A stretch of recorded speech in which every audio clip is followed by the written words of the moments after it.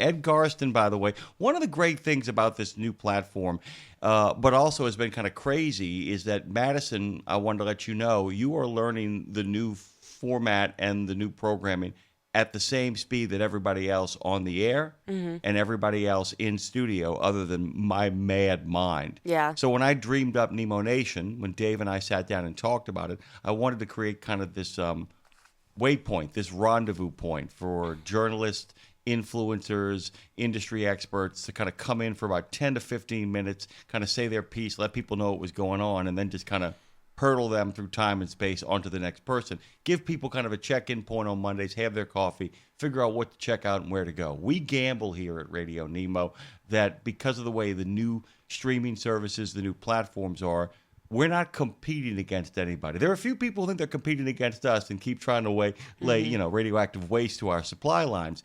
But most people out there know we're not in a zero-sum game. We're in a, if I like your content and you like mine, we go both in both directions. Right. One of the things, though, that we don't get a chance to do because we've actually now built up a number of guests on Nemo Nation that drop in on a regular basis. They get their 10 minutes and they're gone. People don't get a chance to know them. You're going to get that chance today as we continue our conversation with Ed Garsten. He's a Metro Detroit-based reporter. He covers auto and mobility. He's covered the stand-up strikes against the Detroit 3 automakers at the UAW, urban air mobility, and the rise of autonomous trucking. How about that, huh?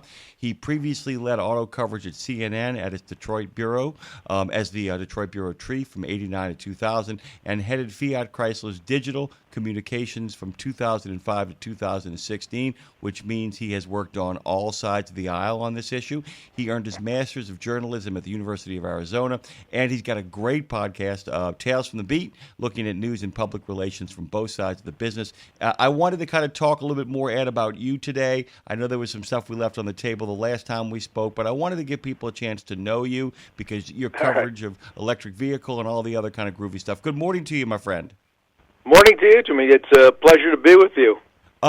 Well, first of all, let's kind of get down to brass tacks. I love talking process and reporters, and I wanted to give our listeners a sense, too, of, reporters, regardless of whatever they're covering, have certain kind of fundamental things they have to do in adherence to the truth, checking sources, multiplying sources. But I wanted to talk to you as somebody who actually understands journalism, not just in your own field, but others.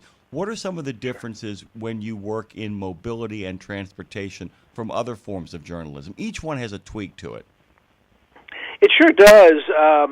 Before I started covering autos for many, many years, I was a general assignment reporter, so I covered everything from murders to natural disasters, plane crashes, politics, showbiz, whatever.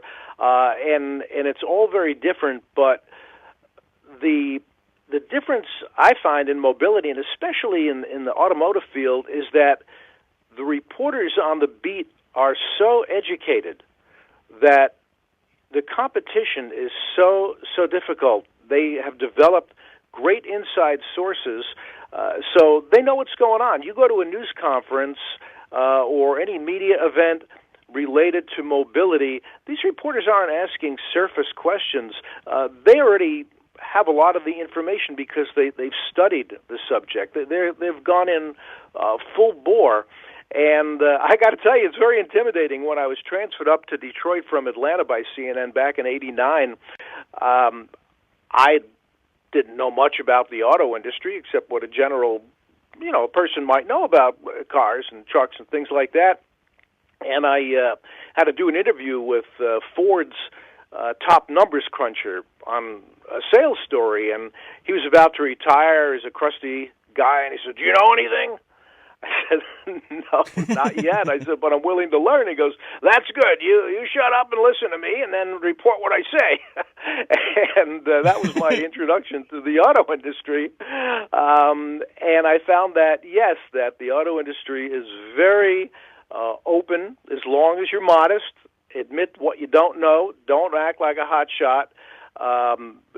Keep your ears and eyes open, but ask a lot of questions and become educated because the competition and, of course, people in the industry are very, very knowledgeable, and they're very quick to call you on it when you've reported something that isn't accurate. The other thing I have discovered, and by the way, I did both in-field coverage for a number of news services, but I also ended up being, because I got so kind of not traumatized but exhausted by like doing like, I don't want to call it real news as opposed to non-news. I worked in Yeah. entertainment as well.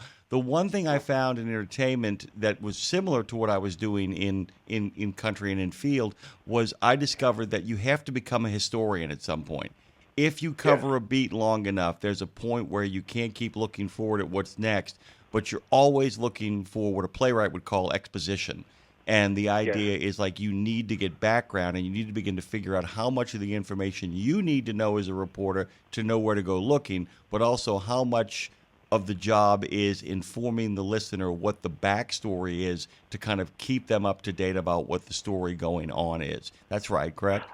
Oh, yeah, absolutely. It's what we know is institutional knowledge from being on a beat for a long time and knowing what's news and what's not news and what context any sort of latest development might be, because you do get a lot of PR people that are pitching you stories as news, but if you've been on the beat long enough, you can pretty much and very quickly weed out what's news or what's just a repeat of something that happened in the past, and it's not really news, and they're just trying to sell you a story to get their company in the paper or on the air. So you're right, Jimmy. You do need to have that background and a sense of history so you can make the best judgments about a story and put it in the proper historical context.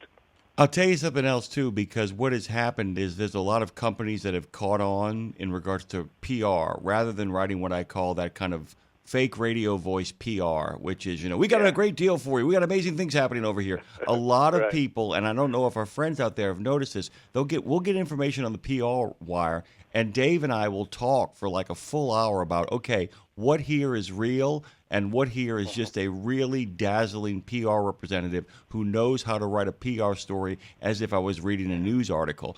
And one of the reasons I ask you that, Ed, is I am deeply enamored with letting our listeners know how to read a news story and go, that's not news. I don't mean fake news, but that is a very selectively edited PR piece that has simply been released on Wire.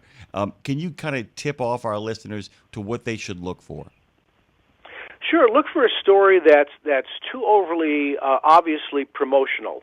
That seems like it's an advertisement in sheep's clothing.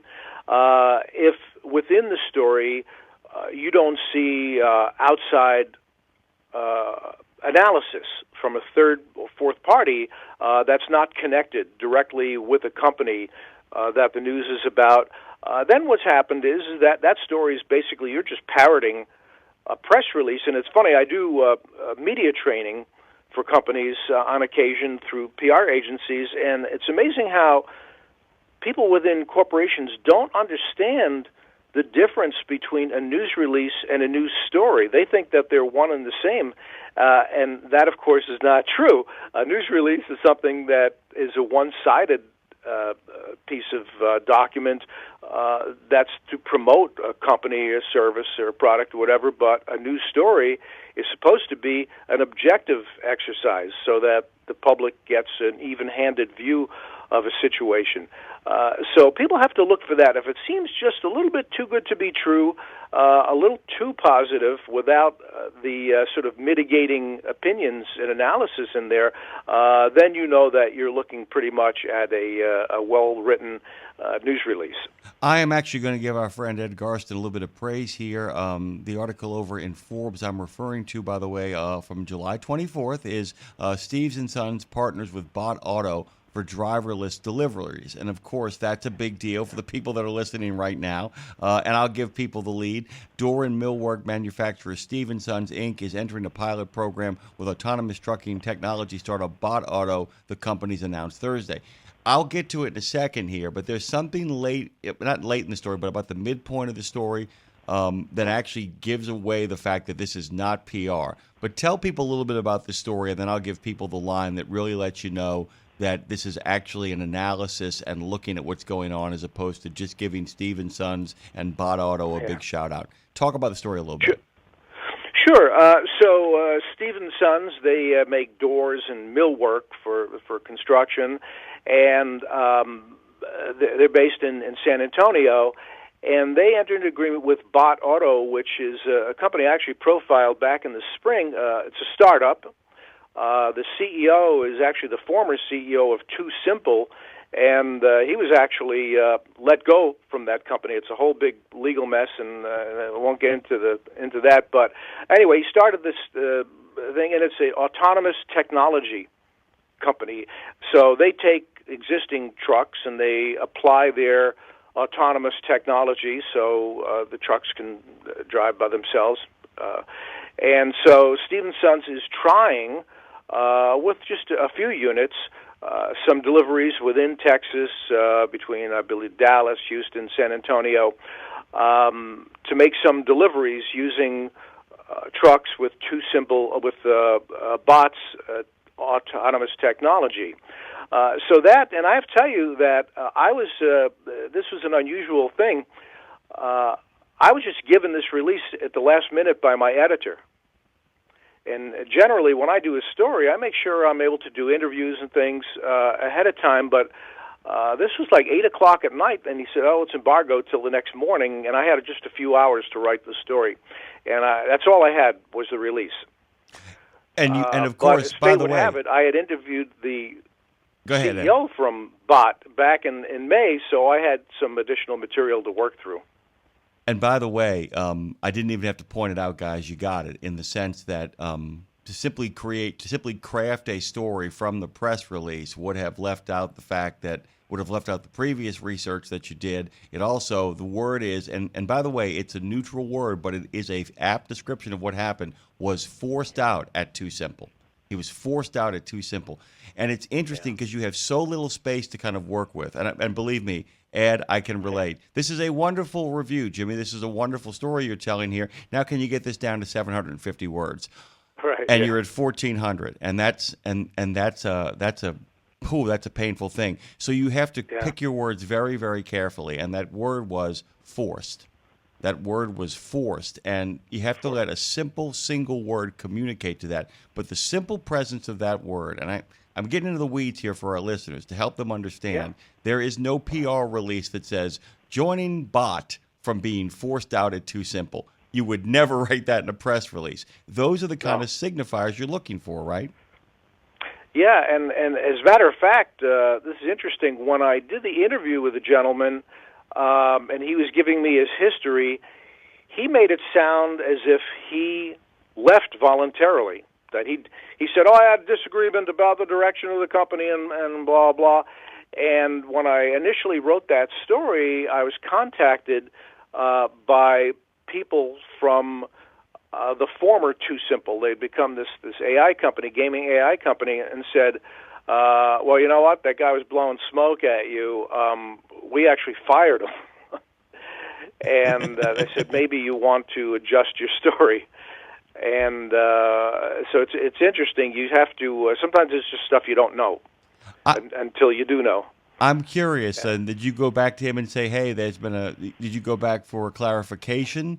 Like I said, I'm getting into the weeds here, but like I said, this is the kind of thing about being a careful reader, because so many of the men and women is why we do Nemo Nation and why we have these long form conversations. I want to train listeners not to be, think the way I think. I want them to train them to think the way they need to think in order to really kind of comprehend what is actual news and what is simply fluff.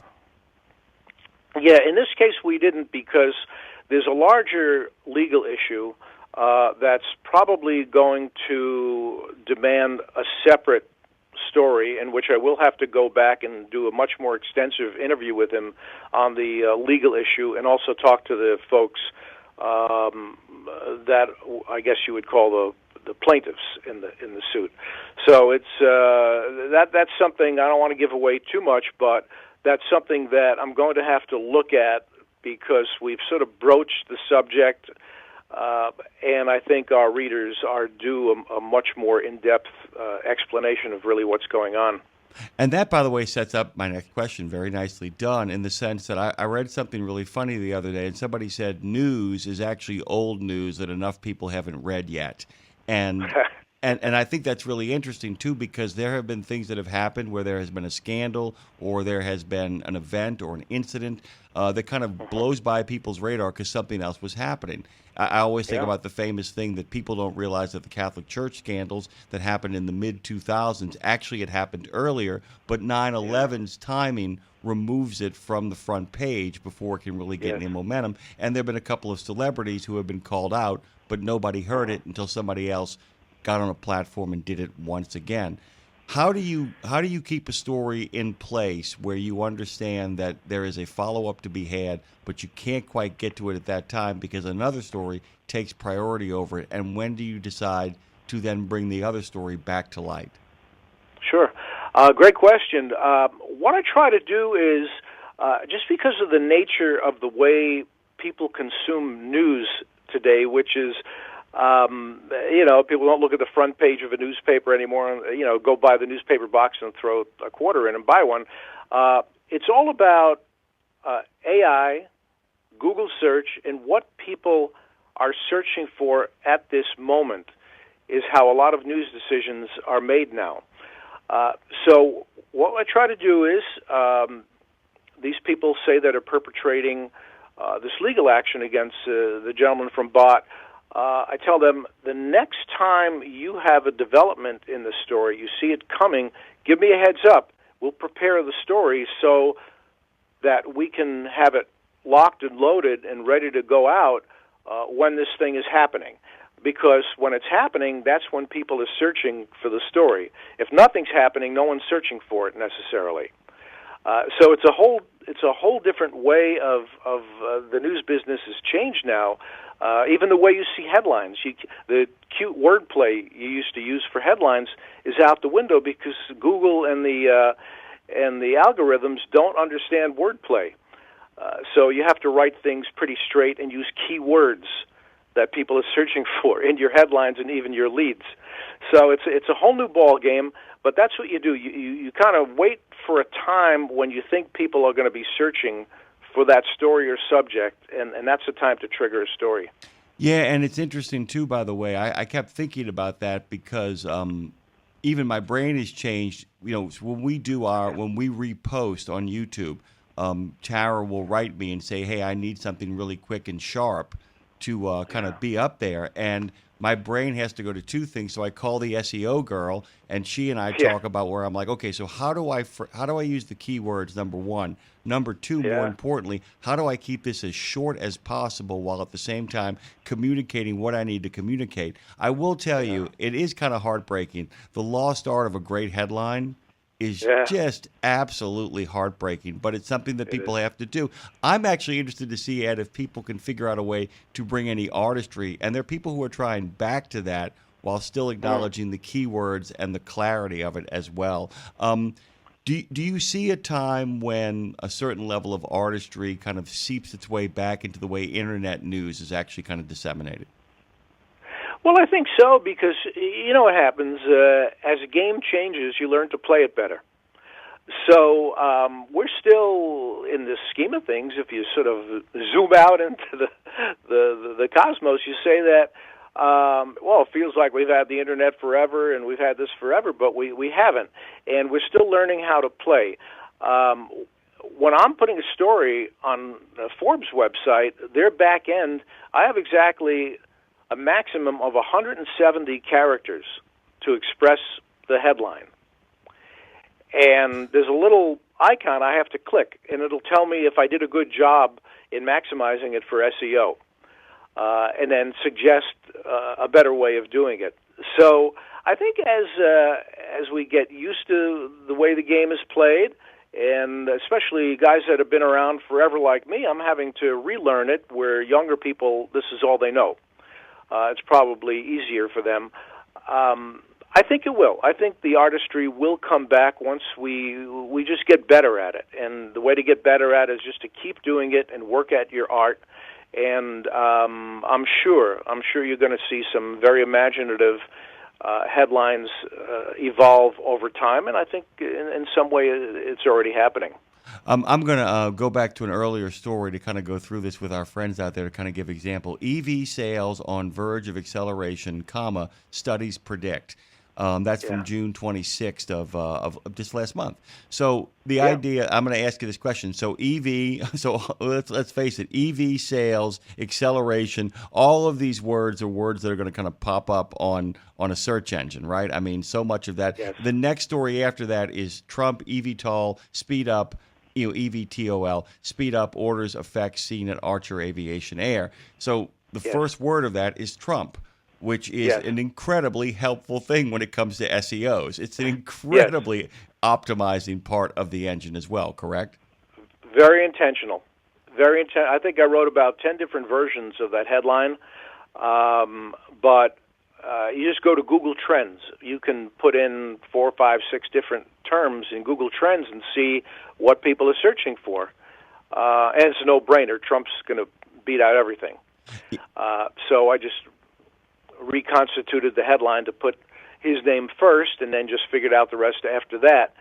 But eVTOLs, those are a popular topic for search, and it's the subject of the story. So between the two, you do check Google Trends, see what's spiking, and see what people are looking for, and try to get those words in your headline and in your lead, because the way Google looks at it when you're doing the search is if you have a keyword in your headline and it isn't in your lead, it's going to say, you're playing a game with me, and I'm not going to give you the ranking that you'd like. It's amazing. I mean, and it's like I said, by the way, my producer is looking at me now, kind of like even she who knows all this stuff is actually learning stuff right now. But it's important to remember this too, because like I said, if you can read the news with an understanding of all the stuff you're talking about, it actually lets you get to the truth of the matter quicker as a reader, or realize that nothing is being said at all. Correct? Well, it's true, and now with AI, you get some people who are unethical, actually, using AI to create part of their content. At Forbes, that's a fireable offense, and I'd never think of using that. But you can detect pretty quickly if someone is using AI to create their content, where the language is pretty flat and it's sort of generic. So people can look for that too and say, "Oh my God, a machine wrote that, not a human." So you can look for that as well. And we all know, I mean, it's a whole other discussion, but AI is notoriously inaccurate in many cases. So you have to look out for that as well. So I'm going to go back to this now. Steve & Sons partners with Bot Auto for driverless deliveries. I mean, like I said, that's the same kind of rule applies here, and in a way that is not, I think, unethical, in a way that is basically, it tells the truth while still optimizing the search engine. This is the last question I have for you, Ed, before asking you what kind of weekend you're going to have. Okay. The thing about Steve's & Sons, which is so important here, is that do you think this is the beginning of a trend? Because this isn't a truck driving company. This is something where they have a fleet of trucks, but it's not that. Do you think this is finally the canary in the coal mine when companies who have fleets but aren't trucking companies begin to kind of really experiment with this stuff? That's really the bellwether signal for this stuff is finally, after a long time of being promised, beginning to be onboarded as a regular practice in companies across America. Oh, yeah, Jimmy, absolutely. I mean, we see big companies, IKEA, Walmart, Kroger, they're all using autonomous technology through providers like Kodiak and Aurora and companies like that, where they've got to save money, but also there's this ongoing driver shortage that we've heard about for so many years that dates even before the pandemic, where they've got to find a way to get their stuff delivered, and if you can't have a live driver, you still have to get your goods from place to place in a reliable way, and some of these are shorter haul routes, but they still have to be accomplished. Matter of fact, I'm talking to somebody later this afternoon from a company called Gatik, which does middle-mile deliveries from warehouses to the stores, and they have autonomous technology as well. So this is something that's been building for especially over the last 5 years or so, and is only going to build even more as companies look for economy and for a way to get their goods delivered if they don't have enough drivers. Ed Garsten has joined us this morning. We've only got about 30 seconds left here. Do you got a nice weekend planned for yourself, or are you going to be still hitting the hustings and checking the facts and sources? No, I've got an interview and a story to write today, and then I'm going to go to the Detroit Tigers game on Sunday, and I hope they stop losing. They're having a bad stretch right now, but we've got some good seats. They'll be playing the Toronto Blue Jays, and always a good day when you're at the ballpark. It is always a great day. It's a great place to watch baseball, too. We have a good regular listener of our show, a guy named Jody Vale, who just loves all things Detroit sports. That is a great area, by the way. If I remember it correctly, everything is there. So it's like Comerica, Ford's Field, all of it's in the same location. Did I get that right? They're within a block of each other. Yep, Ford Field, Comerica, and Little Caesars Arena, where the Red Wings and Pistons play. That's fantastic. Ed Garsten has joined us. He is, as I said, becoming a regular recurring feature here on both Nemo Nation and Road Gang Radio. Ed, have the best of weekends. Thanks for making time, brother. You bet, Jimmy. Anytime. Have a good weekend. You too, sir.